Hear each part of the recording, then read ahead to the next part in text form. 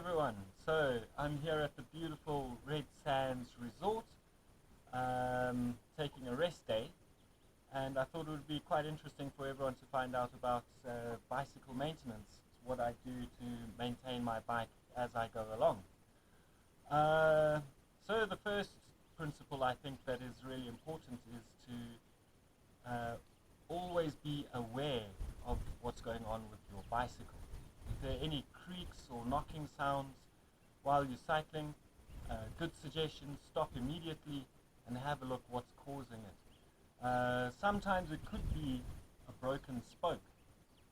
If your spoke is, if just one spoke is broken, it could cause all of the other spokes to break themselves.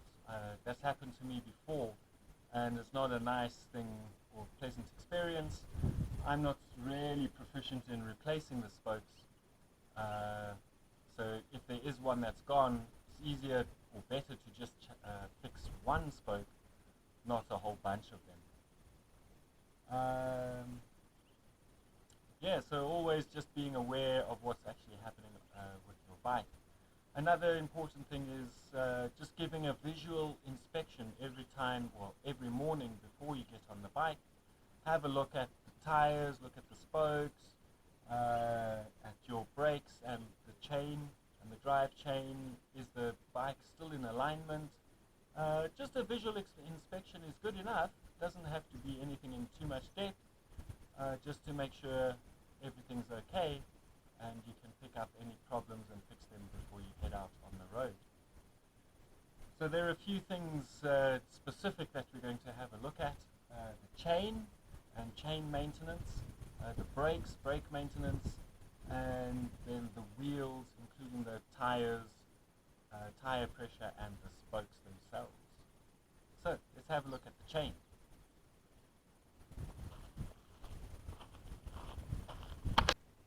So maintaining the chain is pretty easy. All you want to do is make sure that it's well lubed up. The reason you want to maintain your chain is to prolong the life of the chain. So in the chain links, you can imagine there's a lot of friction that happens as it goes around the cogs, and every time that happens, if it's not lubed up, tiny little minuscule amounts of metal will be worn off, atom by atom, if you will, and that causes the chain to lengthen. And once the chain starts lengthening, it just becomes a chain reaction, and it stretches much faster, and that causes difficulties with gear changing. It wears out the teeth on all of the cogs. So you want to preserve the chain in a good condition for as long as possible. So lubing up the chain is really easy. I use a chain oil or chain lube that has wax inside of it. The reason for the wax is to make sure that the lube actually does stick to the chain for as long as possible. If the chain gets wet, if it's raining, it doesn't wash the lube off.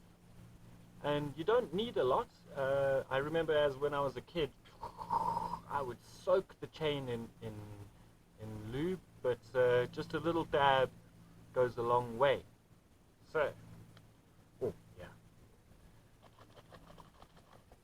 shake up the bottle to, I guess, mix in the lube and the oil, the lube and the wax together, so that they on. Just put a dab on each link. Just a little bit does go a long way. It's okay.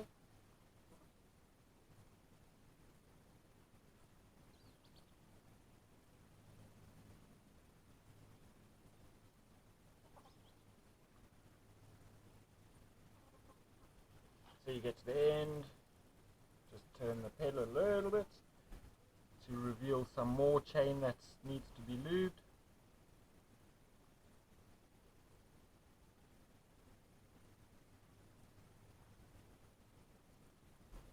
Okay, so you'll just keep going until all sections of the chain have been lubed up. Yeah, easy as you go. So again, it's the principle of being aware.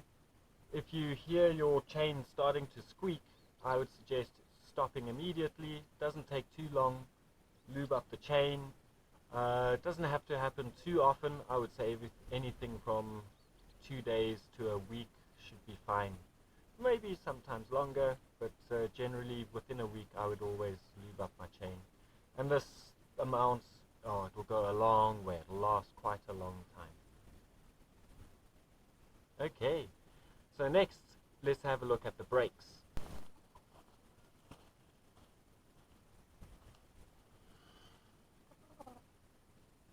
So brake maintenance is a little bit more complicated than the chain maintenance, but still easy enough. I have disc brakes on this bicycle over here, and I use BB5s. So they're this round disc with the abrasion or disc pad on the inside. So there are two pads, they're the exact same shape, one on either side of the disc. Okay, an important thing is don't touch the pad itself, because the oils from your finger will get layered onto the pad, and that just reduces your braking ability. Yeah, I think eventually the oils will get worn off, but why take the chance, eh? So as you're cycling along, again, same principle is being aware how soft your brakes are. Because the more you brake, the more the disc pad will get worn down. So the first step is really easy. There are 2 points to tighten up the disc brakes. Well, to tighten up the cable is one. You just turn a screw over here and it'll tighten up the cable itself. And then on the inside of the disc brake, there's another wheel that you have to turn here. It looks like a wheel, but it's actually just a nut. And that brings in the two disc pads closer to the actual disc itself.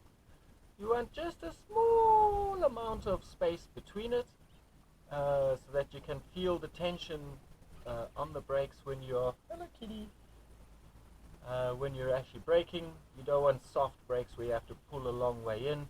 It's just not safe. I think cat and chicken are having fun over there. So this is something that I maintain all the time. Like, I'll think of how soft or grippy the brakes actually are, and then if needs be, I will change the disc pads. For this trip I've brought 3 sets of disc pads with me, because I'm sure they'll get worn out, especially when I hit the mountains, and going downhill there's a lot of brake work to be done. Okay, so next let's have a look at the wheels. So I think wheel maintenance is probably the most important part, because it's what you're riding on, and if anything there breaks, you're not going anywhere fast. So first part is tire pressure. I keep my tires at 6 bars, because I like them a little bit harder. 6 bars is the maximum that the inner tube can actually take. I like it harder because it's easier riding on tar or asphalt. If you're cycling on sand, you'll let down the pressure a little bit, and there are reasons for that. So you can imagine, the harder the tires are, the stiffer the circle becomes from the tire. So actually the less surface area there will be on the road, so there's less friction and less on the road, so you can actually travel faster. Where if there's less tire pressure, it kind of flattens out on the road, and it creates more friction because there's more tire on the road itself, and so you work a lot harder. So that's something also I'm really aware of. I can feel when the tire pressure is low. Just pump it up a little bit, and you're good to go. So the pump that I have here has a pressure gauge in it, so I can accurately pump up the tires to the correct pressure. You don't want to over pressurize it. That's a danger too, because if you hit a pothole or something, bah, the inner tire will burst and you're left without a tire. Well, without an inner tube, sorry. Another important part is the spokes. So every now and again, between 2 and 7 days, I'll give a physical test to the spokes. Really easy to do that. Just grab 2.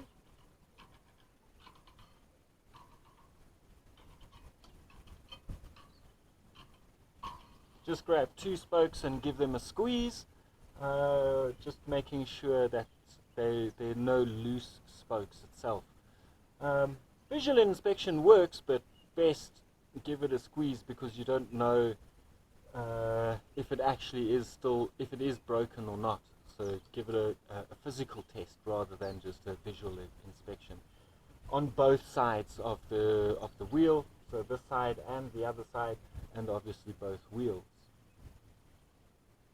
So another important part to have a look at is the tread. This you don't have to do too often because your tread doesn't wear out, but it is important for grip on the road. If your tread gets too low, it's time to change the tire itself. Okay, so a lot of people ask me, what happens if I get a puncture? I think I'm pretty smart about this. If I get a puncture, just take the panniers off the bike,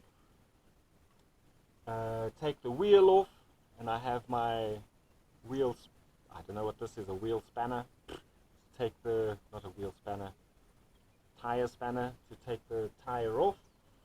While I'm cycling, just replace it with a new tube. When I get to camp at the end of night, then I will fix the tube that has a puncture in it, and then keep that as a spare, so when it happens again, I have a tube ready to go.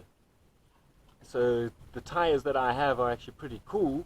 There's a layer of Kevlar in them, so getting punctures is really rare. It doesn't happen very often at all, actually. I used to have tires that didn't have Kevlar in them every 2 days. Oh, horrible. And that was just town driving, not even out in the countryside, picking up little pieces of metal that work their way through. So if you can, I would recommend getting a tire with some layer of protection in it against punctures. So obviously carrying lots of spares. I've got spare spokes over here. Actually, in all the time that I've been cycle touring, I've only had the spokes go the once, but it's always handy to have spare spokes with you. That time I wasn't carrying spare spokes with me, and it was a mission to find the correct sized spoke for the wheel. Yeah, okay, so then there's 2 more things I'd like to talk about. Kind of forgot about. Oh, yeah. Carry your puncture kit with you. So I've got 2 types of puncture kits.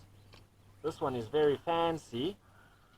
It doesn't require any work. You can just clean off the area where the puncture is and put one of these red stickers on, and you're good to go, golden. So the old school style is where you had to score the tire, put on the glue, and then you could put the puncture over what's this thing called? Anyway, put this thing over the puncture. The puncture patch, over the tire, and then it's a little bit more labor intensive. So yeah, pretty cool with these new ones. Just put them on, good to go. Okay. Yes, sorry, there were 2 things that I wanted to mention also, is testing the chain for its age, and then I'll talk about the saddle. Cool.